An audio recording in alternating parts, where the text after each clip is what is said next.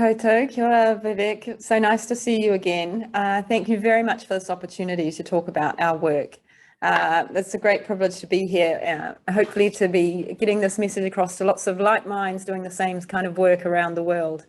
Ko Robyn Whittaker toko ingoa. My name is Robyn Whittaker. I'm a public health specialist. I have two roles really. As Vivek says, I've worked in mHealth research now for nearly 20 years at the National Institute for Health Innovation at the University of Auckland in New Zealand. But I also work in a centre for an Institute for Innovation and Improvement in our health service in Te Whatu Ora Waitemata, where I try to implement innovations directly into the health service. So I do come from that perspective, right from design and conceptual right through to implementing mHealth. And that's kind of what I wanted to talk about today, was to do a real whistle-stop tour of 20 years of research in 45 minutes. So I'm going to be covering a lot of things very quickly, but hopefully there'll be some time for questions at the end. What I've been doing in my research for the last few years is designing and developing and testing mHealth programs for healthy behaviour change and long-term condition self-management. And we know that this is effective on an individual basis. There's plenty of research around this now, and there's just a couple of my references down the bottom there. But we know that the use of mobile phones works really well because mobile phones are integrated into people's daily lives. It allows us to send them things very proactively rather than wait to be reactive, as we often are in the health system, and wait for people to approach us. We can send things that can be at the right times, that it can be very personal because they're coming to you over your mobile phone and can be tailored and personalised, although can be sent on a mass scale.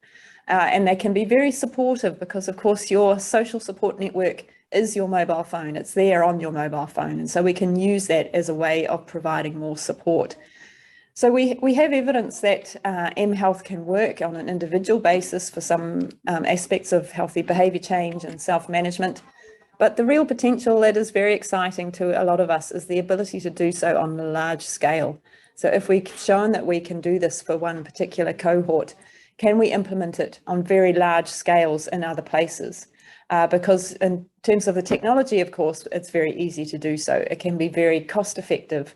It can be scaled up to whole countries. And the mobile phone technology, of course, is global. So does that mean that we can take something from one country and lift and shift it and put it into another country because it's the same technology? Might be different services, companies, systems, but the technology is the same globally. So that's kind of what I'm interested in. I've given you just one reference down the bottom around the cost effectiveness, because there's not actually a lot of research showing that, but it certainly makes a lot of sense. That paper was on one of our cessation innovation programs that showed that the cessation was probably one of the most cost-effective health services we could provide, because it's cost saving for the UK health system in the long run. So that's what we've been looking at, and the reason why we're so interested is because mobile phones have had the fastest uptake of any technology in our time. And sorry, these are old stats, but it's just to make the point that, as you can see on the right there, almost the entire world population lives within the reach of a mobile cellular signal now. So it is available almost everywhere in the world. And this is very different, obviously, from people's access to health services or to computers and the internet and other ways. And the next biggest uptake, as you can see there with the green line, is the mobile broadband subscription. So this is just showing that while we now have more mobile phone subscriptions or accounts in the world than we have people, the really rapid uptake there is around people accessing the internet via their mobile phone, whereas fixed phone lines, fixed access to the internet actually been dropping or only increasing very slowly. So this is the way to reach into populations around the world, but it's also the way to reach into disadvantaged populations within the developed world. So again, sorry, this is an old slide, but it's just to emphasize this work from the US that has shown that poor households, disadvantaged households, those who don't access medical care regularly still prioritise having access to a mobile phone, and only that. So that is one of the few ways to reach into real disadvantaged priority populations, is via their mobile phone, because that is their main communications, it is their main access to the internet, it is their main social support network. And so children living in poverty are much more likely to be living in a family that only has a mobile phone access to communications. So really something that we need to think about. And so it's for these reasons that the WHO some years ago, in collaboration with the International Telecommunications Unit, started a global initiative called Be Healthy, Be Mobile. And I've been working with them for several years. And this initiative was about exactly that, scaling proven effective mHealth interventions on national scale by working with ministries of health and other governments to help them bring the expertise, bring the knowledge, bring the actual programs, the content and design of programs to other countries, and then to help them to scale up. And this picture down the bottom just gives you a bit of a snapshot of some of the countries that have implemented some of these programs on a large scale. And I've been involved with the cessation and the diabetes programs. And some time ago, a few years ago, for the WHO, we did a review of all the countries that had tried to implement cessation on a national scale. And we discovered that there were a lot of issues with doing that. There were a lot of problems that they had encountered.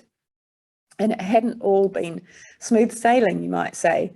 And so this is why I've pulled this work together of ours around what we've learned over the years around trying to design and adapt our mHealth programs for different cohorts and different populations, and taking it to different countries or even just different cohorts within our own country.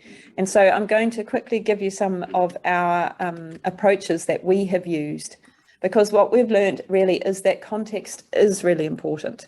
Context is key. It's not as easy as translating or dropping into other populations. Really, we need to do a lot of work around what is the context in this group, in this population, and how can we adapt our program for them. And so this is kind of the last slide as well as the first slide, in that our main lesson is that it's really important to involve the right people from the start and involve end users. And so I've grouped them into 3 groups here. Obviously, one of the most important is the real end users, the target population who you want to use the program. Really vitally important to involve them in the program from the start, in the design and the development of the program and how it's going to be implemented. And if we know that if we don't get a program right for people, they will disengage and it will not be effective. The second group, the health service providers. So it's also really important to involve the clinicians or the health services that are going to be owning and referring people to these programs. We need to involve them from the start, because if we don't have them on board, then we're going to really struggle to promote the program to people. And then the third group is around the actual health system itself. So this is the decision makers, the funders, and the partners inside and outside the health sector, that we really need to think about how this is going to be implemented if we find it to be successful. And if we don't have those people who will be paying for it and promoting it and delivering it, and our tech partners who will be delivering it, if we don't have them on board from the start, then we're going to really struggle to implement it as well. So those are my kind of key lessons. And now I'm going to give you some examples of approaches that we have used to design and adapt our programs for different contexts and different populations.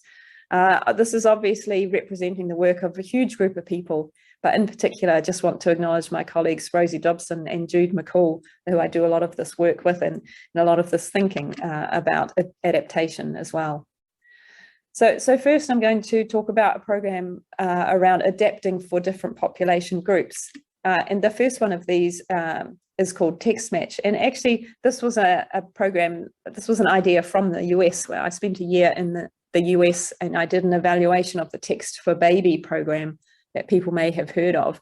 And I learned a lot from that evaluation. And I came back to New Zealand and the opportunity came to design a program here for maternal and child health.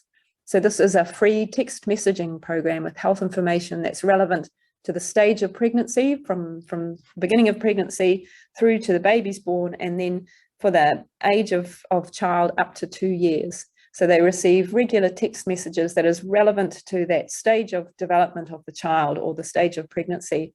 And it's a consortium of community organisations who work with people on the ground. And we knew that that from the start that this program was particularly targeting Maori. This is the Indigenous population of New Zealand.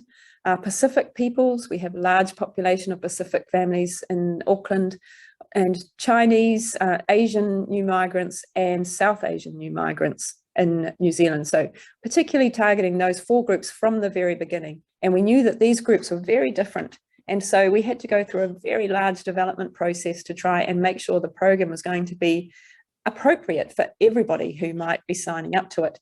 So as well as the usual process of getting the key messages from what were the nationally consistent messages, we started with focus groups with young mums from those 4 different cultural groups and asked them about how they use technology and how they see this program fitting into their everyday lives. And then after going through the general usual adapting them for text messaging, expert reviews, then we did a process of cultural adaptation where we worked with each of those 4 organisations that are working with these families on the ground and really worked with them around how to adapt each individual message for the lived reality of those families living in New Zealand and their cultural backgrounds, and what would make sense to them and what would be appropriate advice in terms of things like food, and pregnancy and postpartum practices were quite different in those cultural groups. So we had to adapt every message. So once we'd done that, then we sent that out to other groups to ensure that we'd got that right from those 4 different cultural groups. Then we did translations, review and back translations. So this was a very long process. It took about 18 months actually. This is just some of the information that we got from the focus groups with those young families in the beginning, and some things that were quite surprising that we'd made assumptions about that we'd got wrong, that we really needed to adapt for these young families living in New Zealand and how they use the technology.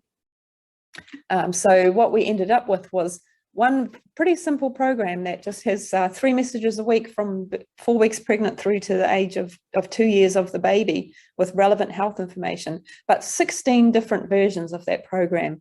And that is according to which of these 4 cultural groups they fell into, then whether they wanted it translated or not, and then whether they were the mother or someone else in the family, and then according to their ethnic group. So for example, people who identify as Pacific in Auckland could actually be from any of these ethnicities here.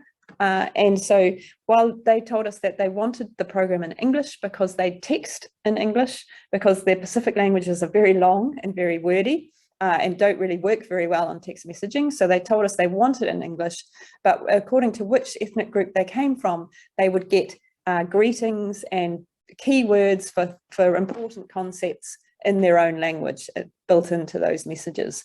So 16 different versions for every single message in the program, as you can see here, and then also tailored to the individual. So you can see we also insert their name, we insert the baby's name and the baby's gender, and we can insert particular services that might be available for that cultural group. So it feels like a very individually tailored program for each person based on all of these factors here, the culture, language, ethnicity, and their baby. And so we regularly ask for feedback, but we have done an evaluation where we found that generally everyone who received the program was feeling like that is culturally appropriate. We've had nobody leave the program because it wasn't appropriate. We've had, we asked them about the messages and whether they're okay, and we have removed one message over the 6 years or 7 years we've been running this program. We've removed one message that one cultural group in particular didn't like, so we took that out. And we currently receive feedback all the time from people. So we ask for feedback by text message constantly during the program, and we get very positive feedback, even from people who've had lots of babies who should know what they're doing, still feeling that like they learn things from us, as you can see. So that was just one approach that I wanted to talk about. And that was in one city. So those were 4 cultural groups, lots of ethnicities in a multicultural city. And then we wanted to take the program to a much smaller town in New Zealand, quite rural and remote, with a particular focus on Maori whānau, young Maori whānau who are not engaged with health services. And so we actually had to go through that process all over again of forming a local guardianship steering group, engaging with local leaders and local services, running focus groups with young women in the area, and adapting the messages for their lived reality and their daily lives of bringing up children. And also because even with Māori, there are different dialects, and so we had to have it translated by different people. So again, another huge process that we had to go through to take it somewhere else in New Zealand, but has proved well worth it. Again, getting very good feedback from the young whānau the young families down in the Lakes District of New Zealand. So I'm going to move on now to talking about the importance of health service providers and giving you a few more examples of some of our programs. So this is a diabetes program for self-management support. It's called SMS4BG. It's a theoretically based, individually tailored text message self-management support program for people with poorly controlled diabetes that we developed after a lot of work with the local health service. So just show you this for a minute, take a minute to explain this. This is our usual development process that we developed and we have published, but it shows you that emphasis on the involvement of the target population from the very beginning and all the way through, but also a focus on implementation from the start. So at the very start, we are thinking, if this is going to be successful, how could we roll this out in our country? And of course, there's a theoretical basis behind this too, based on behaviour change theory and techniques. So this is the process that we go through. We start with this process of conceptualisation and consultation. So this is where we spend a lot of time, as I've said already, talking with the target population, running focus groups with patients with diabetes. We had a Maori group with diabetes as well. But also in this instance, we had to spend quite a lot of time talking with clinicians around diabetes care too. So diabetes specialists, the nurse specialists, and the general practitioners, and finding out from both groups, what did they think the gaps were in people's diabetes care that meant these people were not controlling their blood glucose. And really interesting that we got quite different perspectives from what patients thought was missing and they wanted, and what their clinicians thought was missing and would help their patients. Those were 2 different things. And so a lot of this program is around trying to bring those 2 perspectives together to say to clinicians, yes, we understand what you're doing, and our patients are saying that they get really good care from you, but what they're looking for is something in between their kind of 3 monthly visits to the clinician. They're looking for more support in all the decisions that they're making about their diabetes in between their clinic visits. And that's really, it's about motivation and support. It's not necessarily around the clinical aspects of diabetes care. So that's what we ended up, why we ended up developing the program that we did. And then we go through this process of putting those ideas together into forming the idea of an intervention.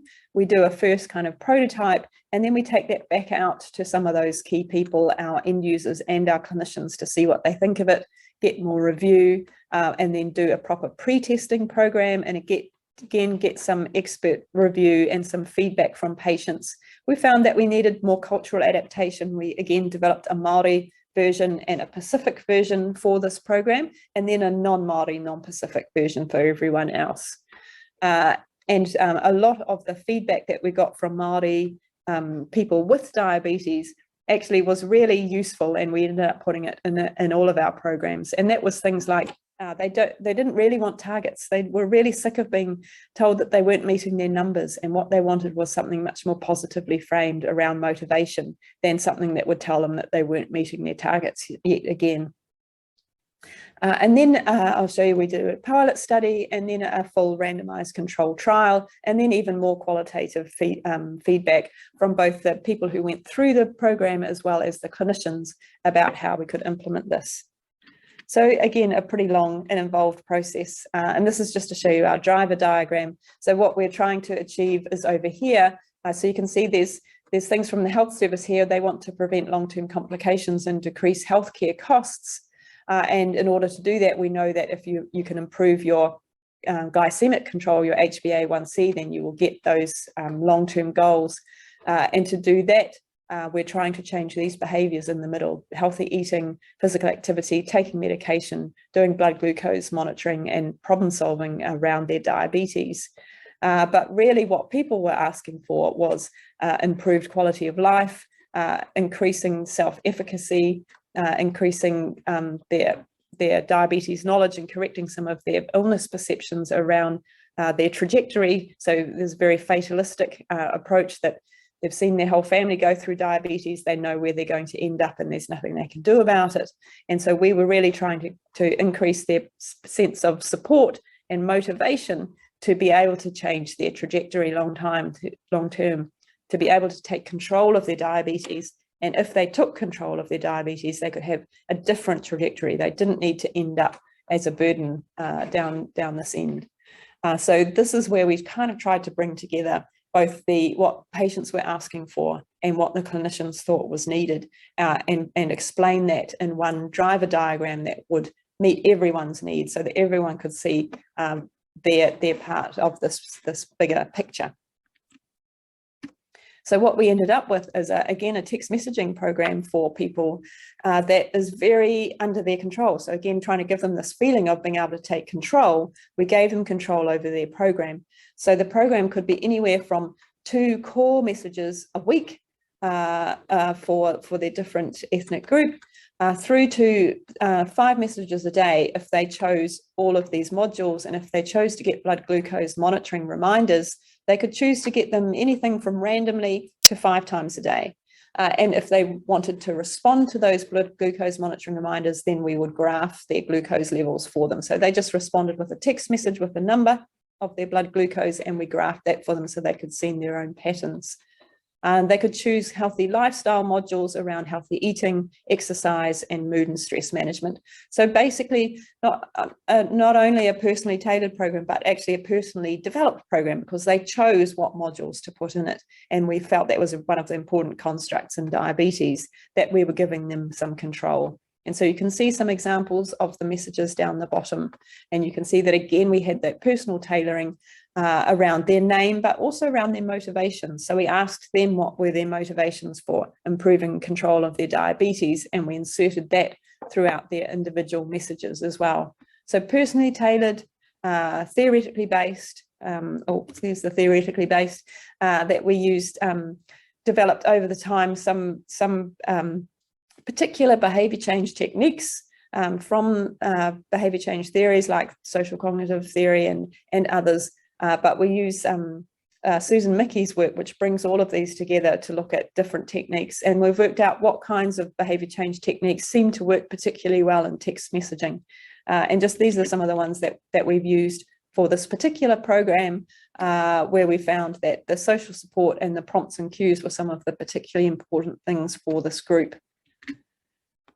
So as I said, we started with a small pilot study first to get feedback from people on the acceptability and the usability, and then we did a national randomised controlled trial of 366 people across New Zealand with both type 1 and type 2 diabetes, all with a high HbA1c to start with, randomised them to receive normal diabetes care plus the program or just normal diabetes care. These are their mean baseline HbA1cs. Oh, I'm sorry, you may use different measurements than we do, but these are high. These are very high baseline scores for HbA1c. You can see the intervention group reduced that, so they improved their glucose control, and the control group actually also improved, which was not expected in this group of poorly controlled people, but our intervention group improved more than our control group did, as you can see there. And also a lot of people actually moved from a very high HbA1c into a kind of a more normal diabetes group, which was great to see. And in terms of the acceptability, again, we got incredibly positive feedback, almost 100% positive feedback from people about the support. So those constructs seemed to come through in the feedback that we got from people. They felt more supported, they felt more motivated to take control, and they loved the reminders and the prompts. And then we did a 2-year follow-up as well of those people to see what happened. And at 2 years, we found that the intervention group had sustained that reduction in their HbA1c, so that it sustained the improvement in their glucose control. And the control group had bounced right back up to where they were at the beginning of the study. So the impact of the study, of the intervention, was even greater at 2 years than it had been at 9 months. So we found that the program was really cost effective as well. But what we didn't get at the end of it was the support of a lot of the clinicians. So they still were not convinced that something as simple as a text messaging program had similar effects to some diabetes drugs, actually, in a randomized control trial. And they were really still not on board with that. So that was something that we really missed out on. And to be honest, we're still struggling to get this program implemented, despite these really good results for a diabetes study in this country. And so we're still working with the Ministry of Health to do this. We've got renewed interest again now, but for several years we've been struggling to convince people that we should implement this program in New Zealand. So sorry, there's just some of my acknowledgements for that study. And so just to give you a couple of different types of approaches, this was a co-design project from the very beginning, Ola Ora. So this is actually the words for health in general kind of mushed together, Pacific and in Maori. And so this was a program that from the very beginning was co-designed. So we worked with a Maori organisation, Toi Tangata, and 2 Pacific organisations here, SWPICS and the Whānau, and 2 Maori communities and 2 Pacific communities. So they led the project, we did not, as the scientists, and we did not know at the start what we were going to end up building. So we really did set out as a co-design where the Maori and Pacific organisations worked with their communities and ran lots of focus groups and hui and discussions and practical hands-on sessions to work out what those communities wanted in terms of improving their health, and came up with a whole lot of things from the communities that they wanted and what they wanted that to look like. And then we would say, okay, so here's the science that we think we can bring to that around behaviour change techniques of what might work and what wouldn't work. And together we did a lot of talking, a lot of wireframing, a lot of prototyping and trying different things, and then taking them back to the communities to say, is this what you meant? Is this what you wanted? Would you use this? And we gave them lots of different options of technology-enabled programs. And what they ended up wanting and we ended up building was this beautiful Ola Ora app. There is a Maori version and a Pacific version, and they look fantastic. They look absolutely gorgeous, but they have an awful lot of information in them. They are based around the concept of the journey Pacific people have been through to get to New Zealand, and the journey the Maori population has been through itself in New Zealand. And they have a lot around challenges, setting themselves challenges as a community rather than as individuals. So it's very community group-based work in this app. But it has really way too much in it. And we thought that this may be an issue with engagement, even though we had this full engagement of the communities. So we did run a large randomized, cluster randomized control trial. So we recruited groups of people in these communities to join up to the app and try and achieve these goals as groups. And what we found is that it didn't work. And that was really, as I've said, because there was just so much in there and some people just couldn't engage with it because it was just too much. And so we found that people who did engage with the app did really well, but it was a really small proportion. I think it was around 20% of people in the study actually engaged with it, but they did really well and they loved it. But the remainder didn't engage with it from the start, which was something that we had been concerned about. But really interestingly, this one is implemented in New Zealand because those communities and those Maori and Pacific organisations were so invested in it, and so think that when it does work, it works so well that it was mainly about trying to get people to use it. And so they decided they would like to see it implemented and have supported its ongoing availability within those communities since the research, which is, I think, is really interesting, different approach to trying to get communities on board to these programs. Just really quickly, another program, another approach is around a pulmonary rehabilitation program. So this is for people with chronic respiratory disorders, COPD. We know that pulmonary rehab works really well. There's lots of evidence for that. It's generally run as group sessions in a community or a hospital. People come in, have a session once a week in person, and we know that lots of people don't do it. So despite its evidence of effectiveness, only around 2% of the eligible population in Auckland actually attend. And so we wanted to see if we could offer them an alternative option over their mobile phone to get the same kind of information and support to be active and exercise as is given in the group sessions. And so again, we used this process and we went through all of these stages. And again, we did a lot of patient work.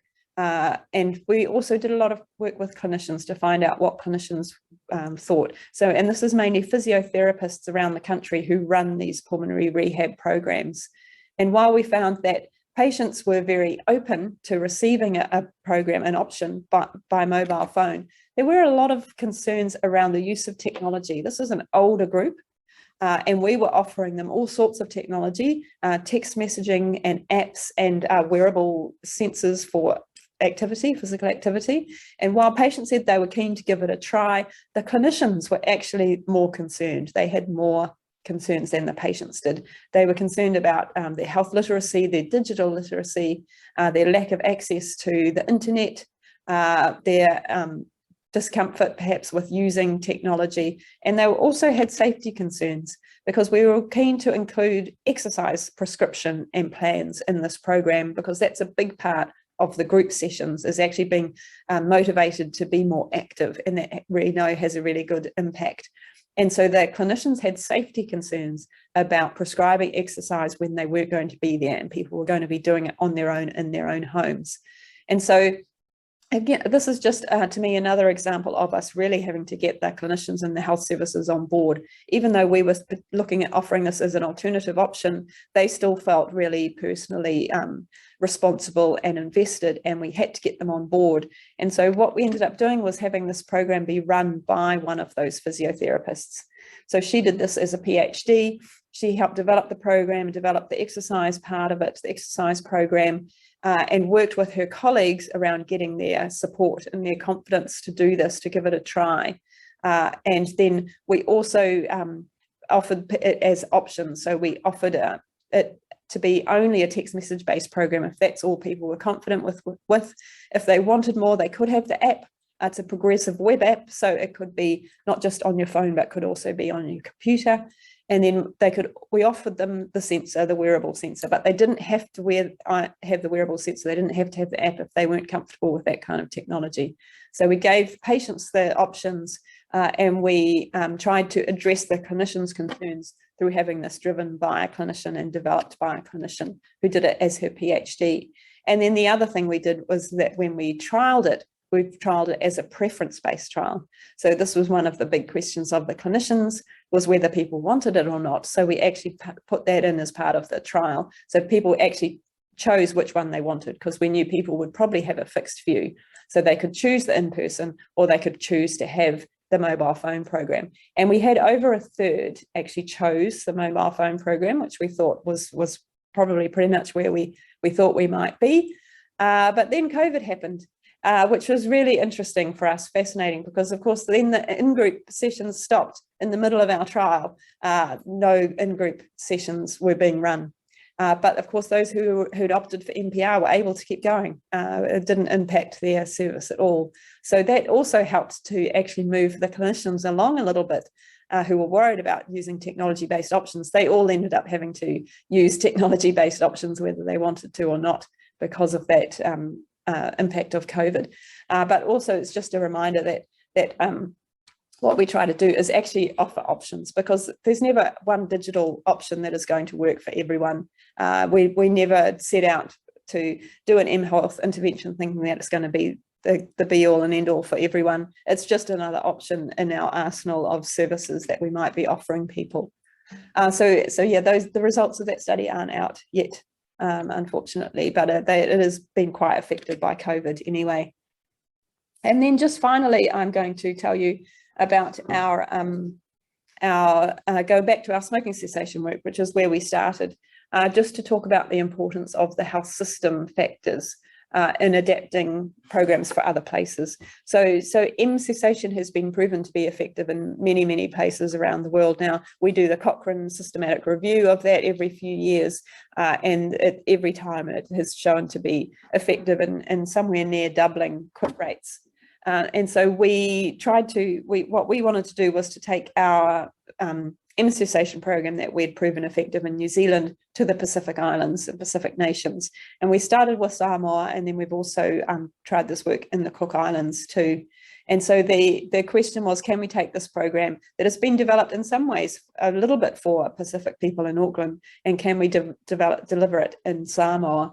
And what would that do? What would that take to adapt that program for Samoa? Very, very different context on every level, from the government, the health system, the freely available cheap tobacco, the lack of, there's a lot of tobacco control work going on, but no cessation support services at all at the time that we did this. And very difficult to get anything like nicotine replacement therapy in Samoa, and really very little education in schools around the harms of smoking. So a very different context on so many levels. And so we knew that it was going to take some work to do this, and we knew that we would have to work and develop partnerships with the Ministry of Health in Samoa. Also the Cancer Society in Samoa was a partner in this too. And we knew that we were really going to have to understand some of those differences, and that we would also need to do some public awareness. And so part of this work was our media campaign to try and drive interest and enrolment in the program as well. So yeah, we knew that the context was important from the very start, and we did really try, as the Be Healthy, Be Mobile program tells us, we did try and get everybody important in the room to start with, including the telco companies and the ministry, and the people who would be actually providing the program, and some local people who would be running the pilot for us. We took the time to get everybody in the room to start with, and that's why it took so long. It was a very long project that included, all of that relationship building work, lots of visits to Samoa, lots of involvement of different people, and some hiring local people on the ground who would be developing, testing the messages, translating them, and also running the pilot study for us, and including a relationship with Blue Sky, the telco in Samoa as well. So it took many years really to get a fairly small pilot of 100 people off the ground in this different context, with, again, including those focus groups with smokers and ex-smokers, adapting the messages for their context, and then testing that with other people, and then translating them. Even the translations took a very long time, because there is no one single version of the truth in Samoan. There's multiple different ways that you could say something in Samoan, and cutting that down to a short text message proved incredibly challenging. And as I said, we also were developing a mass media campaign at the same time to support it, which we have found to be really important, that promotion of the campaigns to be really important. But we did eventually run our 100-person trial of it. We got really good feedback from people that they did like it. They did think that it would be effective, and that they would recommend it to others. A pretty good short-term abstinence rate that we weren't able to follow up for any longer. But again, we were then not able to implement the program beyond the end of the pilot in Samoa. And a lot of that was to do with the politics behind it. With that really long time frame, we had a change in people in the Ministry of Health, we had a change in the Minister of Health, we had a change in the Prime Minister. Just the change in support for the program really made it particularly difficult to implement at the end of that. And I'm going to run out of time, so I won't talk too much about the Cook Islands, but very similar kind of program, and very similar issues at the end of the pilot, where we have not yet been able to get that implemented as a program. And these are things that we've seen in lots of the national scale type programs, that these things change over time, and that where we might think that we have funding at the start, that might change and we might lose that funding. There's quite a lot of technology issues And if we don't have the full support of the IT companies or the telephone companies that are going to be supporting these programs, then that can be particularly difficult to maintain. Over such a long time period, we have to keep the program up to date and relevant, as well as culturally appropriate. And as I've said, not getting the right people can really impact this. And in some places also, the mobile phone can be kind of crowded space. There in Samoa at the time, they were allowed to spam, they were allowed to advertise over the mobile phone. You're not allowed to in New Zealand. And also there was a lot of promotion by the telcos for things like Facebook, where even if you didn't have data on your phone, they would give you access to Facebook. So it was quite a crowded space. So these are some of the things that we have discovered over the years and now trying to adapt and scale to other places that have been particular issues. And so our thoughts around key success factors, obviously there's quite a lot on here, but it really is about lining up everything, lining up your planets to make sure that you have everything on board at the start. And this is certainly what the WHO work has taught me, that they are very clear that they will not even start until they are sure that everyone who needs to be on board and is in the room for those first workshops, which I think is a pretty good lesson. But yes, there's a lot that we can do. There's some things that are under our control. The credibility of the team and the research is really important to convince people to do this. Making sure that we've designed it, as I've talked about, to really meet those who are most in need, and that we have those kind of user stories, those patient stories to back that up. We're pretty keen on these programs being free. I think that makes a difference. And that's not always easy to do in some countries either. So just a bit more of a plug for that, Be Healthy, Be Mobile. If you go to their website, they do have user guides and toolkits on the website that actually walk through a lot of the steps that we've learned over the years we think are really important if you're going to try and scale a program like this, or adapt a program for a different population in a different context. These are some of the steps that they recommend you go through, and these are in the different toolkits according to the different conditions that they have developed programs for. So it's well worth having a look at. I think it's just something to help you think of all of these types of considerations from the very beginning, as I've said, when you're designing a program. I think it's well worth taking the time to have a look at. So I'm going to kind of sum up there. I think as you've seen, I personally think that mHealth, is a fantastic option that we can offer people in terms of providing really real-time, in their daily life, integrated interventions to support healthy behaviour change and self-management of conditions. And it does have the potential for really great reach into disadvantaged and priority populations, because everybody has a mobile phone.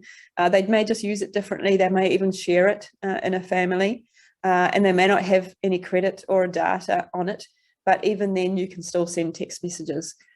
So I think it has great potential for reach and increase in the accessibility of our healthcare interventions and our health information to groups who really need it.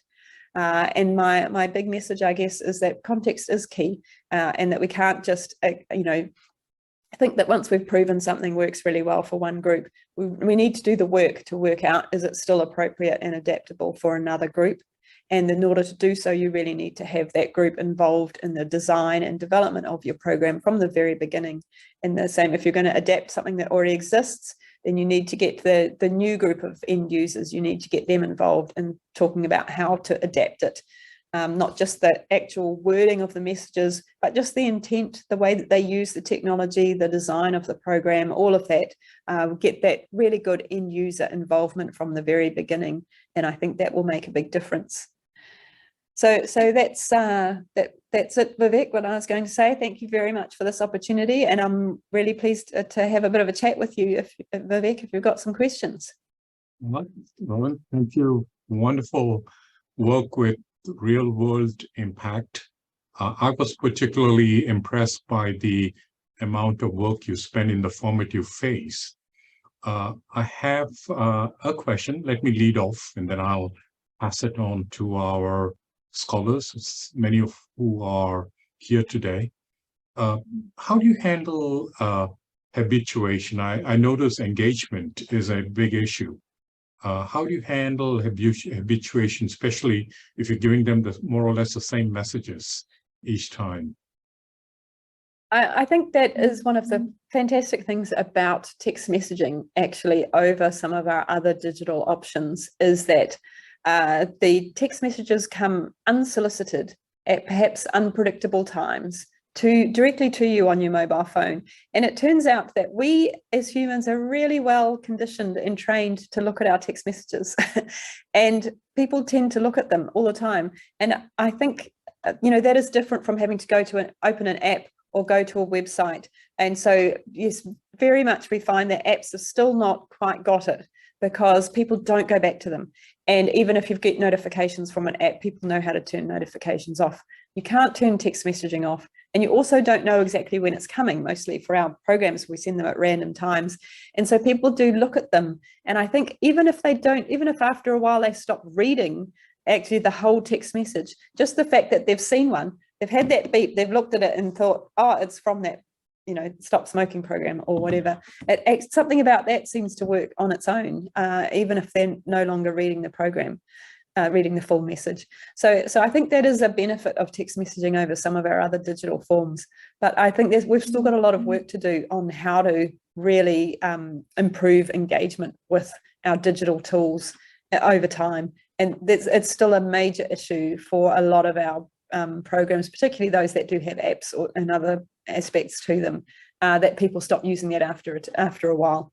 So yeah, we've got a lot more work to do on engagement, and I think that's kind of where we're focusing some of our research attention now, is on how to keep that engagement over time.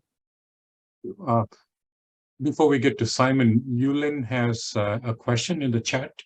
Robyn, could you read that and respond? Oh, hang on, sorry. Yulin's team was, yeah. Great, thank you, Yulin.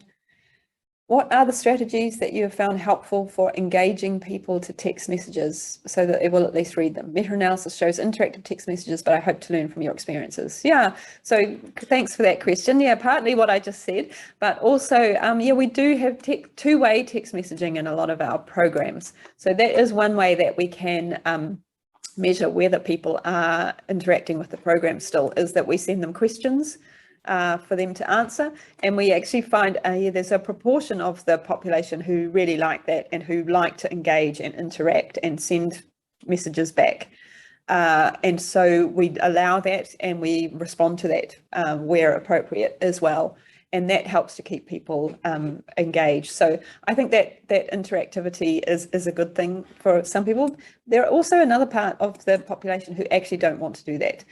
They're quite happy not to interact. They just want to receive the programs and receive the messages. And as I've said, it's that kind of prompt and reminder of the healthy behaviour change coming to them unsolicited in the middle of their busy day that seems to have some impact on its own as well, that we'd really like to understand that a bit more, but across programs it does seem to work. So I think that text messaging, for me, should be an important part of any digital program, and now we're trying to design our programs to be much more multimedia, I guess, where text messaging is still a part of it, but we've got other parts that people can engage with if they want to as well. And so even if we're developing an app now, because people have said we need an app, because everyone says we need an app, we will really try and encourage them to include text messaging as support for that app and to drive people to use it. So yeah, I'm not sure if that fully answers your question, so feel free to ask a bit more if you want, Yulin. I'm sorry, is it okay to ask a follow-up question? So did you have someone monitoring the response messages? Yes, we do. So we have a system set up to run these programs for us now, a messaging scheduling engine, and we have someone who monitors it. It's a very small job, so they kind of do it for a few minutes every morning. They read what incoming messages there are. We have some automated responses to incoming messages. So you can send in keywords, for example, or if we're expecting a response, then we can, oh, thank you, then we can have automated responses, but we also have a real human check all the incoming messages just to make sure that anything appropriate gets addressed. And so it's, as I've said, it's not a big job for someone to do that, but we think it's kind of important. And then our system allows them to send, a one-off ad hoc message back to that person if needed as well. And we get all sorts of things. A lot of the stuff that we get are people saying thank you and God bless you and Merry Christmas and all sorts of nice things. But they do like to feel that there is someone there. Yeah. Simon? Fabulous. Thank you very much. So amazing work, Robyn, and you've created like a whole sheet of questions that I have. So I'm going to try and keep them brief. And I'll go as long as till someone hooks me off. The first one is, so one of the, I think it was the, I forget which study now because you presented so many, but you showed some data where, you got some pretty good engagement for some things, but for other things you didn't get such great engagement. And I'm just wondering if you've done any sort of deeper digging to see if you can sort of work out who are the people, or where it's not working so well, who are they, why might it not be working, and if you've got any insight into some of that. Yeah, no, it's a really good question, because we have tried a bit of that and haven't got any real answers for you as yet.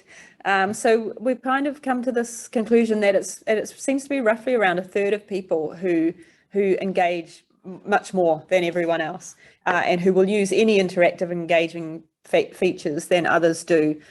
There's no set rule to be able to predict those people from demographics or anything else, unfortunately, at the beginning from our work so far.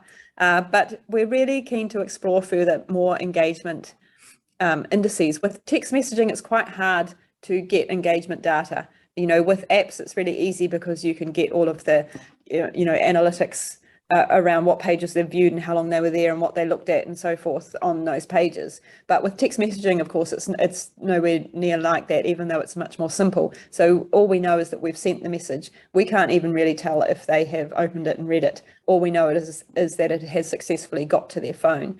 And when we ask questions, of course, we know who's answered them, but it doesn't mean that people who haven't answered them haven't read it or engaged with the program in some way. It's just they're not particularly interested in answering, or they may not have credit on their phone. So it's a lot more difficult to look at engagement with messaging, but we're really keen to try and develop some more engagement indicators so that we can interrogate this data a lot more that are specific to mHealth and including messaging type programs. I was actually, so just to clarify, I actually meant sort of some of the like the behavioral outcomes, for example. So I think there were some things where you got really good engagement with certain behaviors. I should have been more explicit, whereas other things there was less, right? And I forget that you had that beautiful table where it's like some were 100%, but some of them were like at 60%. I think physical activity, for example, was a lot lower. So it seems the efficacy is good for certain things, but not for other things. But there's obviously still pretty good efficacy, but a small group that aren't reaping that benefit. And just that was where I was really thinking more about trying to understand that 30-40% of people that weren't doing the physical activity, for example. Yeah. Oh, right. Sorry about that. Yes. So, and I think, again, it's quite complicated because it's a lot about the environment and other factors outside the program as to whether people make those behavior changes, not necessarily just the program. But yes, I mean, if you look at the general research across the sector, we've found that some things seem to fit particularly well with these types of programs, like, for example, smoking cessation, and going to appointments or doing their blood glucose monitoring. Those things, it seems to be really good prompts and reminders for some things. And then other behaviors are more difficult, for example, being more physically active and eating healthier. Those are much more complicated behaviors that require a lot of environmental, they have a lot of environmental inputs and impacts. Beyond just knowing that they should do it or being reminded that they should do it. So yeah, while the programs seem to help with that, I think there's a lot of other factors as to why they may not be able to change that behavior, and we know that, and so the programs should be a lot about trying to help to set people up for success. So it's not just, the content can then be about how to change some of those environmental factors to make it more likely that they will succeed in changing those behaviors long term. So, and we do a lot of the kind of the really simple short-term goal setting. So instead of, because it's by messaging, of course, it's, we don't, it's a lot simpler. So we can suggest very simple short-term goals that for things like physical activity and healthy eating that people can be relatively easy for them to succeed in, and then give them some positive reinforcement at the end of that short term, might be a week. And so then they'll feel more inclined to go on and do the next small short-term goal. So, that's really simple stuff from behavior change theory, around, say, for example, park further away from your work this week so that you have to walk further, and then count your steps. So, give them something really concrete, practical, that will fit into their life, short-term goal, reflect on it in a week's time and see that they did it. And then that gives them that sense of success and self-efficacy, and then suggest another one for the next week. That's kind of how we take those learnings into our programs. Cool. Can I squeeze one more in quickly? Do I have Certainly. time? Mhm. It's fabulous. Thank you. So you highlighted digital literacy as in your of the cluster of things. Now, obviously, text messaging, I think the level of literacy required is probably quite low because it's now become so, ingrained in our behavior. And obviously apps and stuff like that, it becomes much more of a critical piece. So I'm just wondering, if you've seen that kind of difference, because you've said you've sort of expanded a little bit more than just simply text messaging, and where that digital literacy piece sort of really fits, and what aspects we should be really thinking about, and can we change it? Lots of things packed into there, but just a general comment, I guess, about digital literacy. Yeah, there's definitely a lot in there, and I can make a couple of comments, but obviously, be a lot to talk about. But I think that we have learned a lot about simple messages from having to make things short. When we first started doing, you had to keep it to 160 characters because there was no two messages being sent, like, looking like one at the far end. That hadn't been invented yet. And you had to pay for every single individual one. So we've learned a lot about making complex behavior change messages into really short, simple, one-off messages. And actually we've taken that into our other programs. So when we do apps, we now cut out almost, 90% of what people think that they want to put in an app, and we turn it into something that is as simple as our text messages, because we think that that is what works, basically. So we get overexcited about what is possible with the new technology, and we try and dump loads of things in it. And I think that's a mistake. And I think we need to take it back to being as simple to read and understand as a text message, but also using, visual things. So we use a lot of really, really short video, or infographics to explain things rather than a lot of text. So that's one thing. And then I think, we do find that there are different levels of, and maybe it's not even literacy, it might just be digital confidence that is required for people to use things like apps and wearable sensors. That sometimes if you really want to do it, and if they want to do it, we just need to spend more time up front with them, giving them that confidence. So we actually have someone sit with them, download the app for them, walk them through how to use it, get them to use it, make sure that they know how to navigate around, find everything, and give them that sense of confidence in using that technology before they start the program. And that's a worthwhile investment. Obviously, that is going to be useful to that individual beyond our individual program as well. So there's a couple of thoughts. Thank you very much. Well, thank you, Robyn, for giving them this terrific overview of all the exciting work that you're doing. I also thank you all the audience for joining in. Just a reminder that a recorded version of this will be available on our mHealth Hub. And if you want to share it with others with interests, you're welcome to.